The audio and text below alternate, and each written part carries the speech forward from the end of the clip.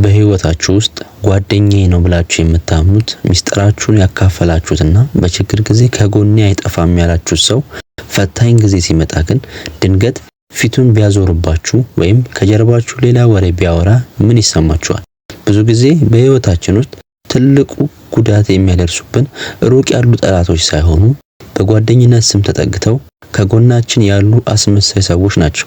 ነገር ግን በስነ ልቦና ባለሙያ ጥናት መሰረት አንድ ሰው እውነተኛ ጓደኛ አለመሆኑንና ለጥቅም ብቻ ከኛ ጋር መሆኑን የሚያሳዩ ፍጹም ሊደበቁ የማይችሉ 10 ግልጽ የባህሪያት ምልክቶች አሉ። ዛሬ በዚህ ቻናላችን ላይ ጊዜያችሁንና ስሜታችሁን ከማባከን ቀድማችሁ ራሳችሁን እንድትጠብቁ የሚረዱ ከነዚህ ውስጥም 10 የአስመሳይ ጓደኝነት ባህሪዎችን በሰፊ እንመለከታለን። እስከ መጨረሻው አብረን ቆዩ።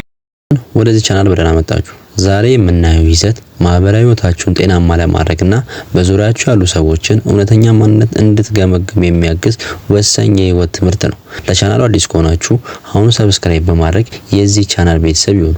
አሁን በቀጥታ ወደ አሰሩ ሰፊ ነጥብ እንለፍ። ቁጥር 1 ለጥቅም ብቻ መገኘት።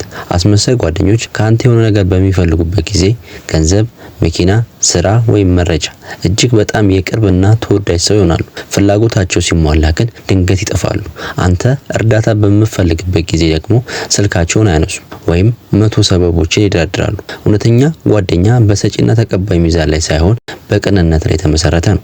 ቁጥር 2 ከጀርባ ማማትና ወሬ ማሾካሾክ። ከፊት ሆነው የሚያደንቁ እና የሚደግፉ ይመስላሉ፣ ነገር ግን ከጀርባ ከሌሎች ሰዎች ጋር በመሆን የአንተን ስህተት፣ ድክመት ወይም ሚስጥር ያወራሉ። ይሄ አንድ ጓደኛ የእናንተን ሚስጥር ለሌላ ሰው አሳልፎ ከሰጠ እሱ ፍጹም ታማኝ ጓደኛ ሊሆን አይችልም።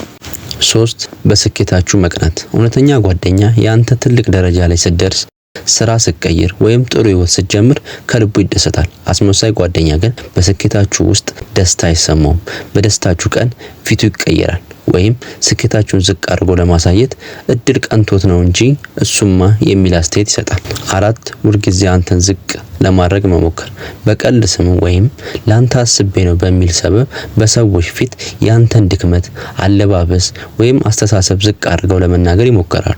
እነዚህ ቀልዶች በውስጣቸው ያለው ንቀትና ያንተን የማሳነስ ፍላጎት የሚያሳዩ ድብቅ ምልክቶች ናቸው። 5 በችግር ጊዜ መሸሽ።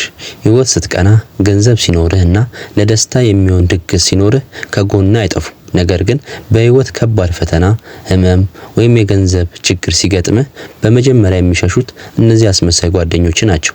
የሰው እውነተኛ ማንነቱ የሚታወቀው በደስታው ጊዜ ሳይሆን በችግር ማዕበል ውስጥ ነው። 6ኛ ሚስጥርን ለጥቅም መያዝ። አንተ አምናሃቸው ያካፈልካቸውን ድብቅ ታሪኮች ወይም ድክመቶች በአጋጣሚ በመካከላችሁ ትንሽ አለመግባባት ሲፈጠር አንተን ለማስፈራራት ወይም ለማጥቃት ይጠቀምበታል። ሚስጥር መጠቀም የማይችል ሰው ጓደኛ ሊባል አይችልም። 7 ሁልጊዜ ራሳቸውን ብቻ ማዕከል ማድረግ። ከነሱ ጋር ስታወሩ ንግግር ሁልጊዜ ስለ እነሱ፣ ስለ ችግራቸው እና ስለ ስኬታቸው ብቻ እንዲሆን ይፈልጋሉ። አንተ ስለ ራስህ ማውራት ስትጀምር ፍላጎት ያጣሉ። ስልካቸውን መነካካት ይጀምራሉ ወይም ወሬውን በፍጥነት ወደ እነሱ እንዲዞር ይፈልጋሉ። 8 የአንተን ማንነት ለመቀየር መሞከር። እውነተኛ ጓደኛ አንተ እንዳለህ ማንነት ከነ ጥንካሬ፣ ድክመት ይቀበላል። አስመሳይ ጓደኞች ግን በእነሱ ፍላጎት መስፈርት ውስጥ እንድትገቡ ይፈልጋሉ። እነሱ የሚፈልጉትን ካላደረጋችሁ ግንኙነቱ ይቋረጣል።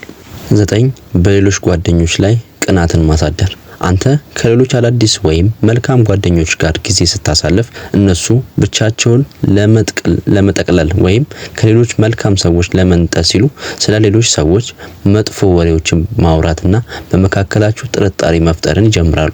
10 የማያቋርጥ የተንኮል ውድድር። በሁሉም ነገር፣ በአለባበስ፣ በስራ፣ በገንዘብ አልፎ ተርፎ በግንኙነት ከአንተ ጋር በድብቅ ይወዳደራሉ። አንተ በልጠ መገኘት እንደ ትልቅ ስኬት ይቆጥሩታል። ጓደኝነት መደጋገፍ እንጂ የድብቅ ፉክክር መድረክ አይደለም።